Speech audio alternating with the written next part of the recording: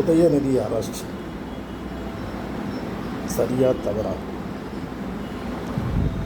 உப்பு தின்னவன் தண்ணி குடிக்கணும், தப்பு செஞ்சவன் தண்டனை அனுபவிக்கணும்.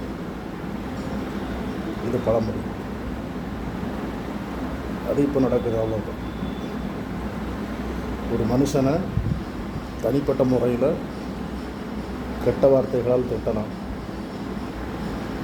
அது தனிப்பட்ட விஷயம். ஆனால் பொது இடத்துல வச்சு அநாகரிகமாக பேசினா அது தவறான செயல். அந்த செயலுக்கு தான் இன்னைக்கு உதயநிதி கைதாகியிருக்கார். இதுக்காக பல ஆர்ப்பாட்டங்கள் நடக்குது. அவர் நல்லது பண்ணை, அதனால் அவருக்கு அரெஸ்ட் வரல. அவர் பேசின பேச்சு ரொம்ப கீழ்த்தனமானது. அதனால தான் இந்த அரெஸ்ட் வாரம்.